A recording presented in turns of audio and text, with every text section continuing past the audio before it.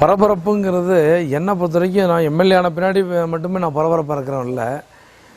பரபரப்புங்கிறது என்னோடய வாழ்க்கையோட இறைவன் எனக்கு கொடுத்த வரம், என்னோட ஒருங்கிணைந்தது. பதவி இருந்தாலும் பதவி இல்லைன்னாலும் என்னுடைய பணி என்பது தலையாய பணி. அது நான் பாட்டுக்கு போயிட்டே இருப்பேன். நான் வந்து காலையிலேருந்து இரவு வரைக்கும் என்னை யார் கேட்டாலும் என்ன கேட்டாலும் என்னால் முடிந்த பணிகளை அவருக்கு செய்து கொடுக்கணுங்கிறது என்னுடைய ஆசை. என்னுடைய மருத்துவர் ஐயா அவர்களும் அன்புமணி அவர்களும் எனக்கு இருக்கிற கட்டளையும் அதுதான். அதை சொல்லி தான் இந்த கட்சி பதவியே கொடுத்தாங்க. அதனுடைய தொடர்ச்சியாக தான் இன்றைக்கி இந்த பதவி. இப்படி சூழ்நிலையில் உங்களுக்கு டைமிங் எப்படி ஒதுக்குறீங்க? இப்போ அதாவது சாப்பிடக்கூடிய டைமிங், நம்மளுடைய வாக்கிங் டைம், இந்த மாதிரி ஒவ்வொரு டைமிங் எந்த மாதிரி ஒதுக்குறீங்க? எனக்கு டைம் ஷெட்யூல்னு ஒன்றும் கிடையாது. நான் வந்து காலையில் 6 மணிக்கு வாக்கிங் கிளம்பிடுவேன். வாக்கிங்கும் ஒரு 40 மினிட்ஸு, ஒரு 40 நிமிடம் வாக்கிங் முடிச்சுட்டு ஒரு 7 மணிக்கு ஏதாச்சும் ஒரு கிராமத்துக்கு, இப்போ எம்எல்ஏ ஆன பின்னாடி ஏதாச்சும் ஒரு என்னுடைய தொகுதியில் இருக்கிற ஒரு பகுதிக்கு போவேன். அப்புறம் நேற்று கூட பார்த்தீங்கன்னா நம்ம பெரியார் நல்ல ஆதிதிராவிட குடியிருப்பில் போய் அவங்க இது பண்ணோம். தினசரி நீ என்னுடைய முகநூல் பக்கத்தை பார்த்தா அது உங்களுக்கு தெரியும். காலை அது வந்து ஒரு 10 வரைக்கும் நீளம், 9:30 10 வரைக்கும் நீளம். ஒரு 9:30 மணி 10 மணிக்கு வந்துட்டுன்னா வீட்டில் இருப்பாங்க. வீட்டில் எப்படி ஒரு 50 பேர் இருப்பாங்க. அவங்களையும் சந்திச்சுட்டு குளிச்சுட்டு ஒரு 10:30 மணிக்கு சாப்பிட்டு என்னுடைய சட்டமன்ற அலுவலகத்துக்கு போயிடுவோம். இல்லை இடையில் இது வந்து வாரத்தில் 3 நாள் வந்து சட்டமன்ற உறுப்பினர்கள் பணி. இப்போ இந்த தீபாவளி வரைக்கும் அந்த மாதிரி பிளான் பண்ணியிருக்கோம். தீபாவளிக்கு பின்னாடி இன்னும் என்னோடய ஷெட்யூல் மாற்றலான் இருக்கிறோம். இப்போ வந்து காலையில் போய் உட்காந்துருவோம். இப்போ இடையிலேயே வந்து நிறைய நிகழ்ச்சிகள் இருக்கும். நிகழ்ச்சிகள் இருந்ததுன்னா 1 மணி வரைக்கும் என்னுடைய நிகழ்ச்சிகளை பார்ப்பேன். அரசு நிகழ்ச்சியாகட்டும், மற்ற மக்கள் சந்திப்பு, கட்சியினர் சந்திப்பு, பொதுமக்கள் சந்திப்பு பார்ப்பேன். பார்த்துட்டு அலுவலகத்துக்கு போயிடும். அலுவலகத்தில் சாப்பிட்ருவேன். அலுவலகத்தில் எனக்கு கூட 10 பேர் 20 பேர் இருந்தாலும் அவங்களோட சேர்ந்து நான் சாப்பிட்ருவேன். இப்போ நீங்கள் வந்து பார்த்தீங்கன்னாக்கா ஒரு சில நாட்களில் நீங்கள் வாக்கிங் போகிறதே கூட நம்ம தொகுதி பக்கம் போகிற மாதிரி சொல்கிறாங்கல்ல? ஆமாம், தினசரி காலையில் முதல்ல அந்த வாக்கிங் வந்து ஒரு குறிப்பிட்ட ஏற்காடு வாரத்தில் போயிட்டு இருந்தேன். அதுவே வந்து எப்படின்னா கொஞ்சம் கால அவகாசம் பற்ற மாட்டேங்குது. ஏன்னா வீட்டில் ரொம்ப நேரம் காத்துட்ருக்குறாங்கன்னு சொல்லிட்டு கொஞ்சம் அட்வான்ஸ் பண்ணி ஒரு பகுதியாக ஒரு டிவிஷனுக்கு அன்னைக்கு கூட பாருங்கள் கருக்கல்வாட்டிக்கு போயிருந்தோம். இந்த மாதிரி ஒரு டிவிஷனு கிராமம் அந்த மாதிரி போகிறதுக்கான அதான் நான் சொன்ன தீபாவளிக்கு பின்னாடி முழுமையான என்னோடய ஷெட்யூல் அந்த மாதிரி மக்களை நோக்கி தான் இருக்கிற மாதிரி ஒரு பிளான் பண்ணியிருக்கோம். குழந்தை பருவங்கள் அப்படின்ற ஒரு ஞாபகங்களாக இருக்குல்ல, குழந்தை பருவத்தில் நம்ம வளர்ந்து வந்துட்டு நம்முடைய இந்த கல்லூரி வாழ்க்கை, இந்த மாதிரியான ஒரு விஷயங்கள் என் கூட நீங்கள் ஷேர் பண்ணிக்கலாம். நான் எங்கள் அப்பா அம்மா 2 பேரும் ஆசிரியர்கள், சாதாரண ஆசிரியர்கள். உங்களுக்கு தெரியும் ஆசிரியர் வீடுனா எப்படி கண்டிப்பாக இருக்கும், ரொம்ப ரொம்ப கண்டிப்பாக இருக்கும். அந்த அடிப்படையில் நான் வந்து பாரதியாலயா ஸ்கூலில் என்னுடைய பள்ளி பருவத்தை முடித்தேன், சேலம் மறுபடியும் பாரதியாலயா பள்ளியில். அப்போ வந்து நாங்கள் வந்து வாடகை வீடு தான். வீட்டில் ரொம்ப சாமானியம் தான் என்னென்னு தெரியும் வாத்தியார். அப்புறம் அப்பா அம்மா 2 பேரும் அவங்க லோன் போட்டு வீடு கட்டினாங்க.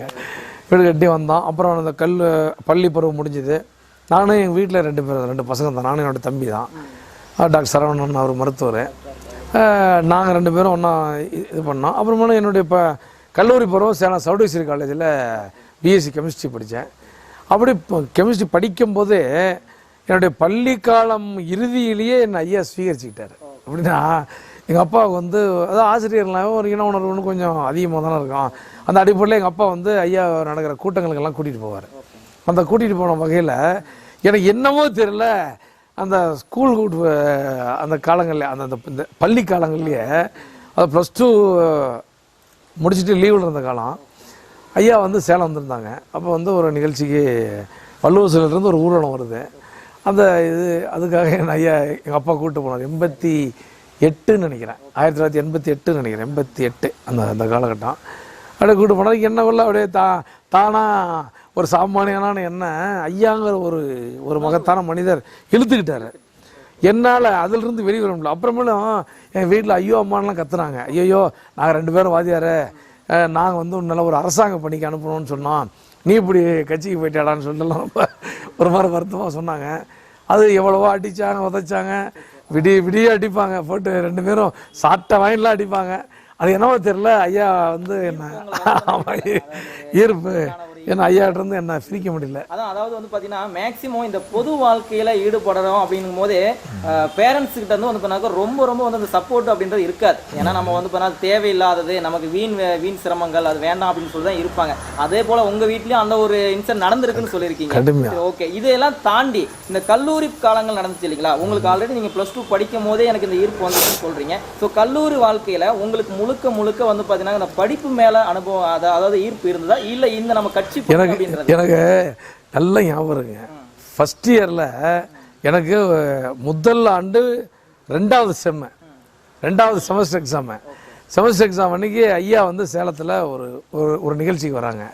நான் வந்து சேலம் நகர மாணவரணி செயலாளர், சேலம் டவுனுடைய சேலம் நகரத்தினுடைய மாணவரணி செயலாளர். 1990 இல்லை மாவட்ட மாணவ செயலாளர், 89 நகர மாணவரணி செயலாளர், 91 நான் வந்து சேலம் மாவட்ட மாணவரணி செயலாளர்.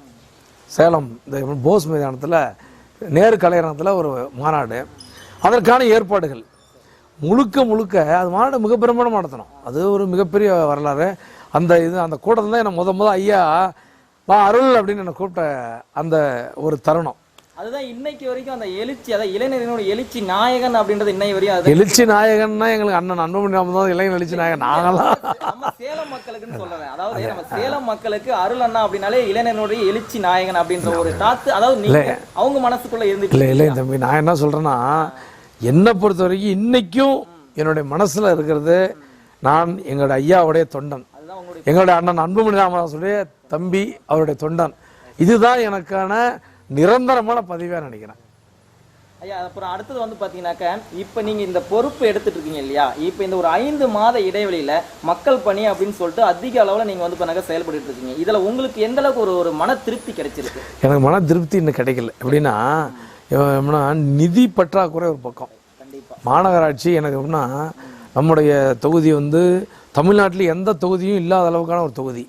2 லட்சம் மக்கள், மொத்தம் 3 லட்சம் வாக்காளர்களில் 2 லட்சம் வாக்காளர்கள் முழுமையான நகரத்தில் இருக்கிறவங்க, 1 லட்சம் வாக்காளர்கள் முழுமையான கிராமத்தில். அதாவது நம்ம புதிய பேருந்து நிலையத்திலிருந்து இந்த பக்கம் நம்ம இது எப்படின்னா சோரமலை ஜங்ஷன், இதெல்லாம் நகரம்.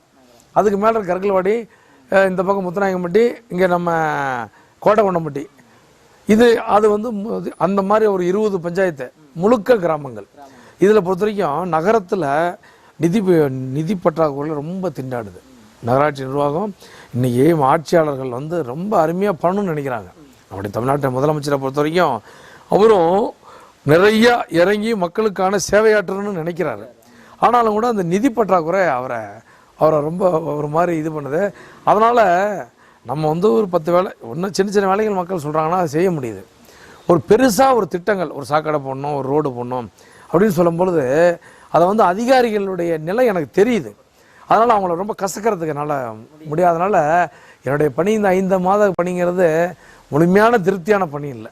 இருந்தாலும் மக்கள் மத்தியில், அதாவது ஒரு எம்எல்ஏ அப்படின்றத தாண்டி ஒரு நண்பன் போல வந்து பழகிறாரு. எனி டைம் கூப்பிட்ட நேரம் நம்ம பகுதிக்கு வந்து போகிற, எனி டைம் வந்து பண்ணாக்க பார்க்கக்கூடிய, அதாவது மக்களோட மக்களாக கலந்துருக்கிறாரு அப்படின்ற ஒரு தாத்து வந்திருக்கு இல்லையா? அதுவே ஒரு பெரிய பணி தானே இல்லையா?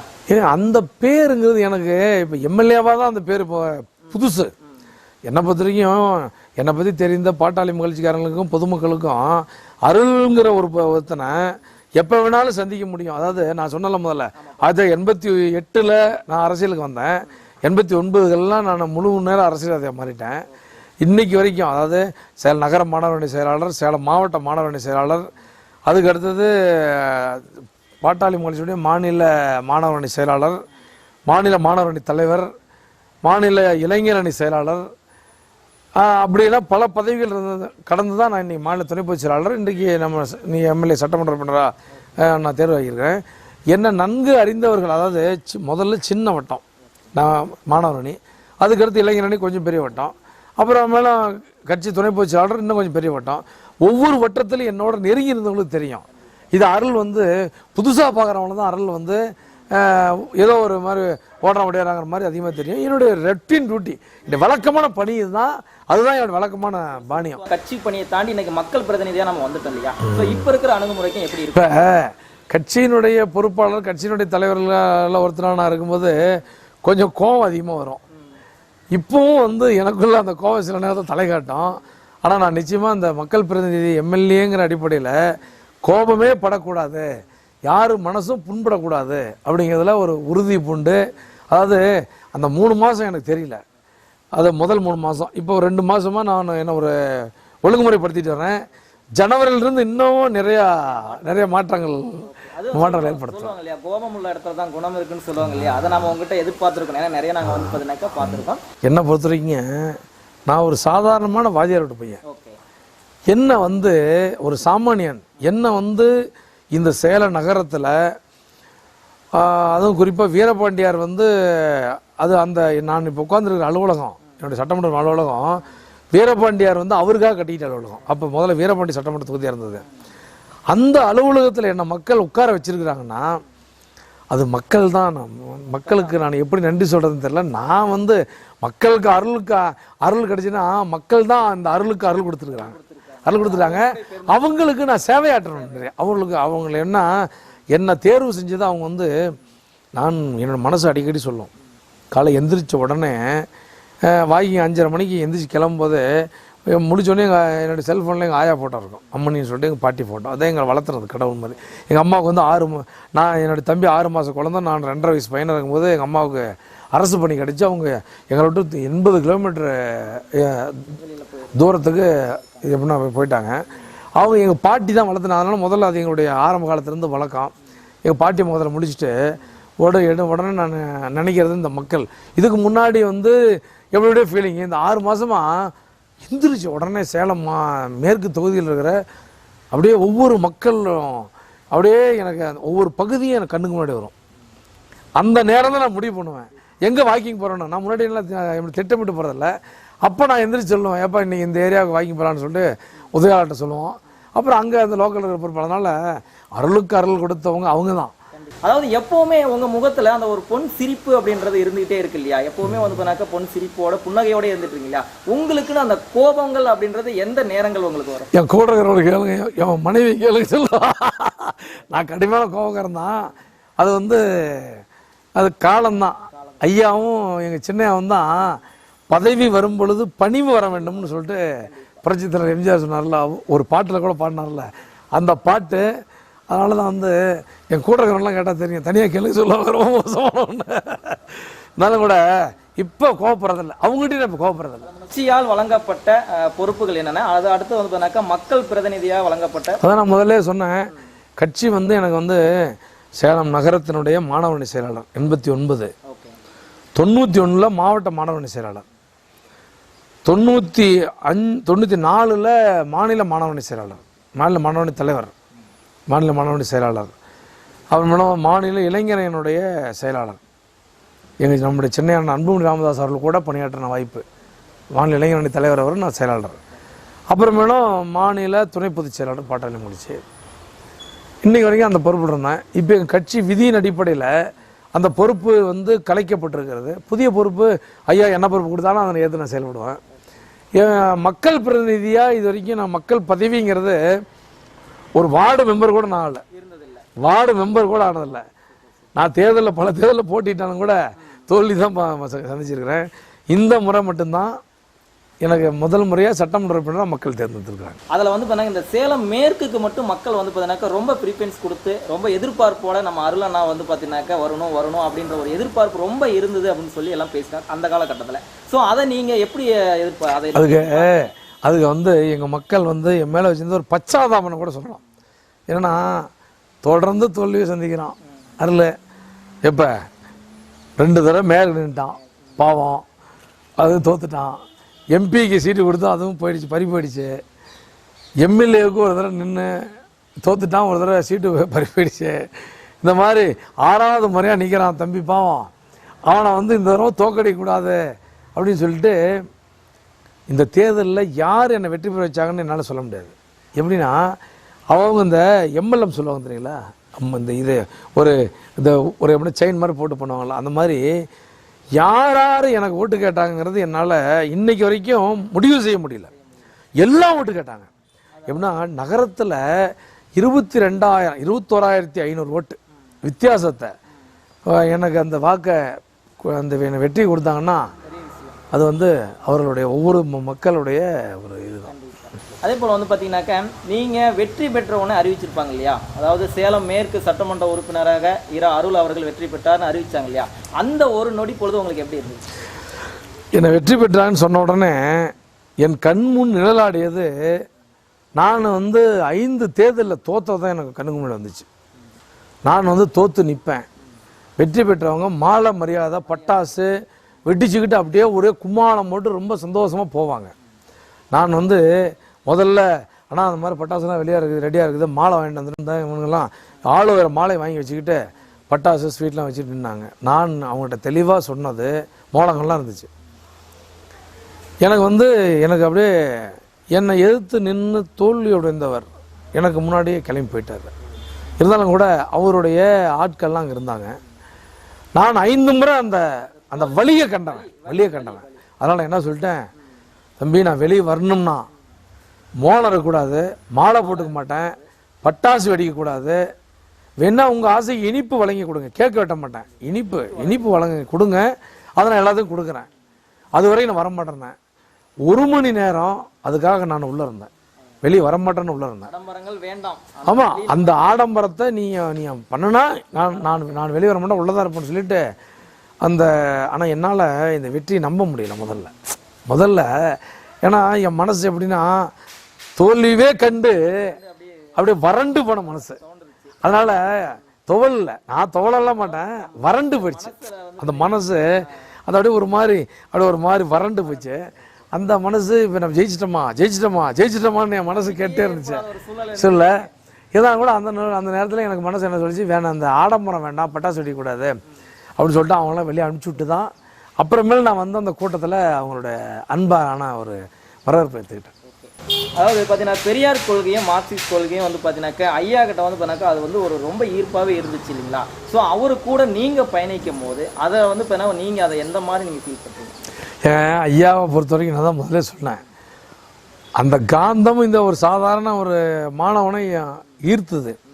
எனக்கு கொள்கை கோட்பாடு எதுவுமே எனக்குலாம் அப்போ அவர் கூட மாணவனாக வரும்போது தெரில. ஆனால் என்னை பொறுத்த வரைக்கும் ஐயாவுக்கான ஒரு பிம்பம் என்ன பண்ணால் ஒரு மாயா பிம்பம். அவர் சமுதாயத்துக்கான ஒரு தலைவர் அப்படின்னு மாதிரி, ஜாதிய தலைவர் மாதிரி அவர் காட்டுறாங்க. அவர் ஜாதியத்தினுடைய தலைவர் இல்லை, ஜாதிகளுக்கான தலைவர், எல்லா ஜாதிக்குமான தலைவர். எப்படின்னா ஐயாவுடைய நோக்கம் என்னன்னாங்க, எல்லா சமுதாயமும் சமநிலை அடையணும்னா அந்தந்த சாதியினுடைய அந்த இன்பேலன்ஸ் சொல்லுவாங்கள்ல, அது அந்த ஏற்ற இறக்கம்னு சொல்லுவாங்கள்ல, அந்த ஏற்ற இறக்கம் மாதிரி எல்லாம் சமமாக நிற்கணுங்கிறது தான் ஐயாவுடைய ஒரு எண்ணம். இப்போ ஒரு உதாரணத்துக்கு ஐயா வந்து சொல்கிறது என்னென்னா, இன்றைக்கி எங்களுடைய பாட்டாளி மக்கள் கட்சியினுடைய கொள்கை விளக்க தலைவர்கள்லாம் யார் தெரியுங்களா? முதல்ல கார்ல் மார்க்ஸ், அதுக்கு அடுத்தது அம்பேத்கர், அதுக்கு அடுத்தது தந்தை பெரியார். இவர் தான் எங்களுடைய பாட்டாளி மக்கள் கட்சியினுடைய அலுவலகங்கள் இருக்கிற எங்களுடைய கட்சியினுடைய கொள்கை புத்தகத்தில் இருக்கிற கொள்கை தலைவரெல்லாம் இவங்க 3 பேர் தான். வாழும் பெரியாருடைய கருத்துக்களை இன்னைக்கு ஐயான்னு ஒரு மனிதர் இன்னைக்கு தலைவர் உருவாகாத அந்த நாட்டில் இருந்திருந்தா தந்தை பெரியார் நேரம் மறந்துருப்பாங்க. தந்தை பெரியார் ஐயா பேச தான் வேற வழி இல்லாத மற்றவங்களாம் பேசுறாங்க. ஐயா பொறுத்தவரைங்க சமுதாயத்தில் நடக்க முடியாத செயல்பாட்டை எதுவுமே எடுக்க மாட்டாங்க. என்ன நடக்க முடியும், அதனுடைய நடந்தால் அது நன்மை இருக்கும் அப்படிங்கிறத மட்டும்தான் அவர் எடுப்பார். அதாவது ஒரு ப்ராக்டிக்கல், அதாவது செயல் தலைவர் அப்படின்னு சொல்லுவாங்க, செயலுக்கான தலைவர். ஒரு விஷயத்தை எடுத்தால் அது வெகு மக்களுக்கான நலனுக்காக தான் இருக்கும், அதில் வந்து தன்னாலும் சிறிதளவும் இருக்காது. அந்த மாதிரியான ஒரு தலைவர் தான் மருத்துவர் ஐயா. அவர் எடுக்கிற போராட்டங்கள் இது வரைக்கும் அவர் தோற்றதே கிடையாது. தொலைநோக்கு பார்வையோடு அவருடைய போராட்டங்கள் மக்களுக்கான பயனாக இருந்துச்சு. சரிங்க. அதாவது இப்போ இன்னொரு விஷயங்கள் பர்சனலான நம்மளுடைய அலுவலகத்தில் ஆகட்டும், நம்முடைய அதாவது சொந்த வீட்லேயே ஆகட்டும், நீங்கள் வந்து பார்த்தீங்கன்னா உங்களை பார்க்க வரவங்களை இந்த சால்வையோ பொக்கையோ வேண்டாம், எனக்கு வந்து பார்த்தீங்கன்னா அதுக்கு பதிலாக புக்ஸு கொண்டு வாங்க அப்படின்னு சொல்லிட்டு நீங்கள் வந்து இண்டிவிஜுவலாக மக்கள்கிட்ட, அதாவது உங்களுடைய தொண்டர்களாகட்டும் மக்கள்கிட்ட நீங்கள் கோரிக்கை வச்சதை சொல்கிறாங்களா, அதை பற்றி அதை நான் வச்ச கோரிக்கை இல்லைங்க, அது யாராவது தப்பாக சொல்கிறாங்க. அது உண்மைதான். எங்கள் டாக்டரையா வந்து சால்வை மாலை வாங்கி கிட்டத்தட்ட ஒரு 30 வருஷம் ஆச்சு. எங்கள் ஐயாவை பார்க்க போகிறதுனா 30 ஆண்டுகளாக இந்த நிமிடம் வரைக்கும் போய் பார்க்கணும்னா அவருக்கு பிடிச்சது புத்தகம்தான். அவர் வழியில் வந்தால் அவருடைய தொண்டை, அதை நான் ஃபாலோ பண்ணுறேன், அவ்வளோதான். தலைவன் வழி நம்ம ஆமாம், நம்ம எங்கள் ஐயா வழியில், எங்கள் சின்ன அன்புமணி வழியில் நானும் அதை ஃபாலோ பண்ணுறேன், அவ்வளோதான். அடுத்ததாக வந்து இன்னைக்கு இருக்கக்கூடிய கால சூழ்நிலையில் வந்து பார்த்தீங்கன்னா மக்களுடைய பிரச்சனைகளை நீங்கள் வந்து பார்த்தீங்கன்னாக்கா நேரடியாக வந்து சொல்லணுன்றது கிடையாது. நீங்கள் வாட்ஸ்அப் மூலிமா வந்து பார்த்தீங்கன்னா எங்கள் கூட நீங்கள் பகிர்ந்துக்கலாம், இந்த இடத்துல இந்த பிரச்சனை இருக்குது அப்படின்னு சொல்லிட்டு என் கூட நீங்கள் வாட்ஸ்அப் மூலிமா பகிர்ந்துக்கலாம் அப்படின்னு சொல்லிட்டு நீங்கள் வந்து பார்த்தீங்கன்னாக்கா ஒரு கான்டாக்ட் வாட்ஸ்அப் நம்பர் கொடுத்துருக்கீங்க. ஸோ இதில் வந்து பார்த்தீங்கன்னா ஒரு நாளைக்கு உங்ககிட்ட வந்து பார்த்தீங்கன்னா வரக்கூடிய புகார்களை நீங்கள் எப்படி எதிர்நோக்குறீங்க? கேளுங்க, நாங்கள் வந்து 2 அலுவலகம் எங்கிட்ட இருக்கு. எப்படின்னா முழுக்க மக்களோடு தொடர்புடைய, மக்களை சந்திக்கிற ஒரு அலுவலகம். இன்னொரு அலுவலகம் மக்களை சந்திக்காத, மக்களோட நெருக்கமான தொடர்புடைய அலுவலகம். அதாவது இன் கேமரா அவுட் கேமரான்னு சொல்லுவாங்கல்லங்க. என்னுடைய சட்டமன்ற உறுப்பினர் அலுவலகங்கிறது காலை 10 மணி முதல் மாலை இரவு 8 மணி வரைக்கும் ஒரு நான் ஸ்டாப்பாக இயங்கக்கூடிய, என்னையும் சந்திக்கிறதுக்கும், ஒரு கடிதங்களை வாங்குறதுக்கும், ஒரு பரிந்துரைகள் பெற்று செல்வதற்கும் இந்த அலுவலகத்தில் 3 பேர் வேலை செய்கிறாங்க. இந்த அலுவலகம் அவுட் கேமரா ஆஃபீஸ். இந்த அலுவலகத்தில் பணிபுரியவர்கள் மக்களோட தொடர்புடையவர்கள். ஆனால் இந்த அலுவலகம் மக்களுக்கு தொடர்பு இல்லாது. எப்படின்னா எங்கள் மக்கள் இந்த சேலம் மேற்கு தொகுதியாகட்டும் மற்றவங்களாகட்டும், மேற்கு தொகுதியில் ஒரு வாட்ஸ்அப் நம்பர் கொடுத்துருக்கோம். நீங்கள் முன்னாடி சொன்னீங்க. அந்த வாட்ஸ்அப் நம்பருக்கு வீடு வீடாக கொண்டு போய் எல்லா வீட்லேயும் நாங்கள் எப்படி சேர்த்துருக்குறோம். அந்த வாட்ஸ்அப் நம்பருக்கு அங்கே இருக்கிற ஒரு செய்தியை, அந்த பகுதி மக்கள் அவங்களுக்கு உரிய ஒரு தேவை, ஒரு குப்பை சகடை போல் ரோடு டேமேஜ் ஆகிடுச்சு, மற்ற குடிக்க தண்ணி வரல அப்படிங்கிறத ஒரு ஃபோட்டோ, அல்லது இந்த எப்படின்னா மழைக்காலங்களில் வெள்ளம் வருதுன்னா ஒரு ஃபோட்டோ எடுத்து கீழே அந்த ஊருடைய இதை மட்டும் போட்டு அந்த லொக்கேஷன் பல பேருக்கு தெரிய மாட்டேங்குது. அதனால் லொக்கேஷனே இல்லைனா கூட பரவாயில்ல, அதை சும்மா டைப் பண்ணி அந்த ஃபோட்டோவை டைப் பண்ணி அனுப்பிச்சிட்டாங்களா, எங்கள் அலுவலகத்திலிருந்து உடனடியாக அதை தொடர்ந்து மானிட்டர் பண்ணிட்டே இருப்பாங்க. அந்த வாட்ஸ்அப்பில் மெசேஜ் வந்துச்சுன்னா இரவு பகல் பார்க்காம அது ரவுண்ட் த கிளாக் ஒர்க் பண்ணுறாங்க. 24 மணி ஒர்க் பண்ணுறக்கூடிய பணியாற்றக்கூடிய அலுவலகம் இந்த ஆஃபீஸு. அந்த அலுவலகத்தை பொறுத்த வரைக்கும் அவங்க உடனடியாக அந்த அதிகாரிகளை தொடர்பு கொண்டு இந்த மக்களுக்கு இந்த பிரச்சனை, இதை கொஞ்சம் பார்த்து செய்யுங்கன்னு சொல்லுவாங்க. அதையும் ஃபாலோ பண்ணிட்டு அந்த பகுதியில் இருக்கிற அதிகாரிகள் எங்களுக்கு புகைப்படம் எடுத்து அனுப்புவாங்க. எங்களுடைய வாலண்டியர்ஸ் தான் அந்த பகுதியில் இருப்பாங்க. அதிகாரிகள் எடுத்து அனுப்புறது சரியானு சொல்லிட்டு இவங்களும் போய் செக் பண்ணி அவங்க எங்களுக்கு அந்த ஃபோட்டோ அனுப்புவாங்க. நாங்கள் மீண்டும் அந்த எங்களுக்கு யார் புகார் தெரிவித்தார்களோ அவர்களிடத்தில் தொடர்பு கொண்டு, அக்கா இந்த மாதிரி பாருங்கக்கா, நீங்கள் சொன்னீங்க அந்த இடத்த நாங்கள் கிளியர் பண்ணிட்டோங்கான்னு சொல்லிட்டு நாங்கள் அதை அவங்களுக்கு இன்ஃபார்ம் பண்ணிட்டோம். இன்னைக்கு இருக்கக்கூடிய காலகட்டத்தில் இளைஞர்கள் சரியான ஒரு தலைமை அப்படின்றது வந்து பார்த்தீங்கன்னாக்கா தெரியாமல் அங்கே இங்கே அப்படின்னு சொல்லிட்டு போயிட்டு வந்துட்டு இருக்காங்க இல்லையா? ஸோ அவங்களுக்கு நீங்கள் என்ன மாதிரி இன்றைக்கு இருக்கிற இளைஞர்கள் பொறுத்த வரைக்கும் மீடியாவுடைய இது எப்படின்னா கையில் உலகத்தை வச்சுட்டு இருக்கிறவங்க, கையில் உலகத்தை வச்சுக்கிட்டு அந்த வாட்ஸ்அப்லேயும் ஃபேஸ்புக்லேயும் தலைவர்களை தேடிட்டு இருக்கிறாங்க. அதல்ல, அதையும் பார்க்கணும். ஆனால் இன்றைக்கு தமிழ்நாட்டை பொறுத்தவரையில் அண்ணன் அன்புமணி ராமதாஸ் மாதிரி ஒரு தொலைநோக்கு சிந்தனை உடைய ஒரு தலைமை இந்த நாட்டை வழிநடத்துவதற்கு வேண்டும். என்னென்னா புகைப்பிடிக்கிறது மிகப்பெரிய தவறு, சாராயம் குடிக்கக்கூடாது, சாராயத்தினால நாடு சீரழிதுன்னு சொல்லி தொடர்ந்து சொல்லி கொண்டிருப்பவர். தான் மத்திய சுகாதாரத்துறை அமைச்சராக இருந்த பொழுது புகையிலைக்கு எதிர்ப்பாக புகையிலை லாபிக்கு எதிர்ப்பாக மிகப்பெரிய போராட்டத்தை நடத்தி அதில் வெற்றி கண்ட மாவீரன். அப்படியாப்பட்ட அண்ணன் அன்புமணி ராமதாஸ் அவர்கள் இன்றைக்கு 24 மணி நேரம் அவருடைய சிந்தனை தமிழ்நாட்டில் இருக்கக்கூடிய இளைஞர்கள் அந்த தம்பி காலத்தில் உங்களை காலை தொட்டு கேட்டுக்கிறேன். ஆனால் அன்புமணி ராமதாஸ் மாதிரியான ஒரு தலைமை இந்த நாட்டுக்கு வந்தால் இந்த நாடு சுபிட்சம் பெறும் என்பதை உங்களுக்கு அன்போடு உங்கள் காலை தொட்டு கேட்டுக்கிறேன். சேலத்து சிங்கம் அப்படின்னாக்க நம்மளுடைய காலஞ்சென்ற வீரபாண்டியர் ஐயா அவர்கள்லாம் சொல்லுவீங்களா? ஸோ இன்னைக்கு இளைஞர்கள் மத்தியில் நம்மளுடைய சேலத்து சிங்கம் அப்படின்ற அளவுக்கு வந்து பார்த்தீங்கன்னாக்கா நம்ம அண்ணா அருள் அண்ணாவாஸ் வந்து பார்த்தீங்கன்னாக்கா இளைஞர்கள் மனசில் வந்து பதிவுப்பட்ட அளவுக்கு இருக்குது. ஸோ அதை நீங்கள் எப்படி பார்க்குறீங்க? நான் இதுக்கு முன்னாடி பல பேர் சொல்லிட்டேன், சேலத்து சிங்கம்னா அது வீரபாண்டியர் தான். அவரெல்லாம் ஜெயிண்ட்டுங்க, லெஜண்ட் ஜெயிண்ட், பெரிய மலை, நான்லாம் ஒரு மண்கட்டி. அவரோட போய் ஒப்பிட்டு பேசக்கூடிய அளவுக்குலாம் அந்த வார்த்தை நான் தயவு செஞ்சு ஒரு 3-4 பேருக்கு சொல்லிட்டேன். தொடர்ந்து எல்லாத்தையும் கேட்குறோட சொல்கிறேன், அந்த வார்த்தை சொல்லி அவரோட என்ன ஒப்பிடாதீங்க. அவங்க ரொம்ப பெரியவங்க, அவர் தான். ராஜா அண்ணா அவர்கள் வந்து பார்த்தீங்கன்னாக்கா காலம் சென்றுட்டாரு. ஸோ அந்த காலம் சென்ற அந்த செய்தியை கேட்டதுலேருந்து நீங்கள் அங்கே அந்த இடத்துக்கு போனதுலேருந்து உங்களுடைய ஆக்டிவிட்டி, உங்களுடைய அந்த மனசு அப்படின்றது மற்ற எல்லாரோடையும் வந்து பார்த்தீங்கன்னாக்கா அப்படி ரொம்ப பதப்பதக்கிற அளவுக்கு நீங்கள் வந்து அந்த இடத்துல வந்து அண்ணாவரை அவ்வளோ அளவுக்கு நீங்கள் மனம் நொந்து நீங்கள் அழுத ஒரு அன்னைக்கு காலையில் அவருக்கு பிறந்த நாள். சரி. ஒவ்வொரு பிறந்த நாளுக்கும் நான் அவர் வழக்கமாக வாழ்த்து சொல்லுவேன். எப்படின்னா காலையிலேருந்து கூட்டம் இருக்கும், ஒரு 12-1 மணி வாக்கில் அல்லது 3 மணிக்கு நான் அவரை போய் வாழ்த்து சொல்கிறது வழக்கம். அன்னைக்கு நான் ஃபோன் பண்ணி கேட்டேன், வா தம்பி எப்போனாலும் வா பண்ணார். 2 நாளைக்கு முன்னாடி கேட்டேன். ஒரு 12 மணிக்கு பண்ணணும்னு சொல்லிட்டு போகலான்னு சொல்லிவிட்டு நான் தம்பிகிட்ட சொல்லி ஃப்ளவர் பொக்கே எங்கள் வீட்டு டேபிளில் இருக்குது. வீட்டு டேபிளில் நான் வாக்கிங் போகும்போது நேரத்தோடு கொண்டு வந்து கொடுத்துட்டாங்க. 7 மணிக்கு கொண்டு வந்து கொடுத்துட்டாங்க, 6:30க்கெல்லாம் கொண்டு வந்து கொடுத்துட்டாங்க. வாங்கி வச்சுட்டு நான் வாக்கிங் போகிறேன். வாக்கிங்கில் எனக்கு தகவல், இந்த மாதிரி அவர் உடல்நிலை சரியில்லை, ஹாஸ்பிட்டல் கொண்டு போயிட்டாங்க. அப்பவும் கேட்குறோம், நல்லா இருக்காருன்னு சொன்னாங்க. நான் வாங்கி ஃப்ளவர் பொக்கே வாங்கி என் டேபிளில் வச்சுட்டு போயிட்டு வர்ற செத்துட்டான்னு. ரொம்ப கஷ்டமான ஒரு போயிட்டு அவருக்கு பிறந்தநாள் வாழ்த்து சொல்கிறதுக்கு பொக்கேவை வாங்கி டேபிளில் வச்சுட்டு போகிறேன். 1 மணி நேரத்தில் அவர் இறந்துட்டாருன்னு சொன்னால் எந்த ஒரு மனிதனால தான் முடியும்?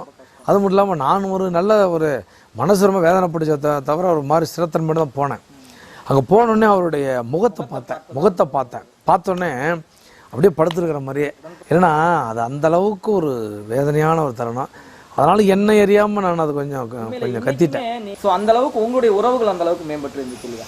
உறவுகள் மேம்படுதுன்னா நான் வந்து எதுவுமே அவர்கிட்ட போய் கேட்டதில்லைங்க. எனக்கு அவரு கட்சின்னா கட்சி தான். இப்போ தேர்தல் நேரத்தில் கூட எனக்காக நான் அவரை போய் ஒரு நாள் வீரபாண்டியாருடைய சமாதியில் போய் அவர் அஞ்சலி செலுத்திட்டு அவருக்கு வந்து ஒரு ஆசீர்வாதம் இருந்தேன். ஆதரிங்க, எனக்கு வேலை செய்யுங்க, எனக்கு சப்போர்ட் பண்ணலாம் நான் எதுவுமே கேட்கல. கேட்கறது நாகரிகம் இல்லைல்ல. எங்கிட்ட வந்து ஒருத்தர் கேட்டார்னா, எங்கிட்ட வந்து வேற ஒரு கட்சிக்காரன் கேட்டால் நான் எப்படி அந்த கட்சிக்கு பண்ண முடியும்? அதுவும் இல்லை, நல்லா இருப்பான்னாரு. அந்த ஒரு இதுதான். ஆனால் எல்லாத்தையும் தாண்டி அரசியலுக்கு நீங்கள் முதல்ல சொன்ன மாதிரி தான், அரசியலுக்கு தாண்டி ஒரு நல்ல மனிதர், ஒரு அற்புதமான மனிதர். அதுதான் அந்த ஒரு வேதனை. ஒரு சேலத்து சிங்கம் அப்படின்றத, அந்த ஒரு வழிவகை அப்படின்றத அப்படி தொடர்ந்து சூழ்ச்சி தெரியாத, அடுத்தவங்களுக்கு துரோகம் பண்ணணும்னு நினைக்காத ஒரு மனிதர். பாவம். ஒரு மனிதர் கண்டிப்பா நமக்கு ஒரு பேர் இழப்பு தான் சொல்லணும் இல்லைங்களா? நம்ம சேலத்துக்கே ஒரு பேர் இழப்பு தான். அடுத்ததாக இன்னைக்கு இருக்கக்கூடிய காலகட்டத்தில் இந்த சினிமா அப்படின்றதுல வந்து பார்த்தீங்கன்னாக்கா இன்னைக்கு நேரடியாக மக்களுடைய பிரச்சனைகளை வந்து பார்த்தீங்கன்னாக்கா நேரடியாக சினிமா துறை மூலமாக இன்னைக்கு கொண்டு வந்து மக்களுக்கு நேரடியாக கொடுக்கக்கூடிய ஒரு சில அதாவது இயக்குநர்கள் வந்துட்டு இருக்காங்க இல்லையா? ஸோ அவங்களுக்கு உங்களுடைய கருத்துக்கள் என்ன? அந்த மாதிரி பாரு நம்ம அன்புக்குரிய தம்பி மோகன்ஜி, ஆமாம் மோகன்ஜி, ராஜ்குமார், இந்த மாதிரி புதிய இளைஞர்கள் வரவுங்கிறது அந்த சினிமா துறையினுடைய வளர்ச்சி. எப்படின்னா, பெரிய டைரக்டர் அவருக்கு ஒரு 10 கோடி சம்பளம், பெரிய ஹீரோ அவருக்கு ஒரு 25 கோடி சம்பளம்.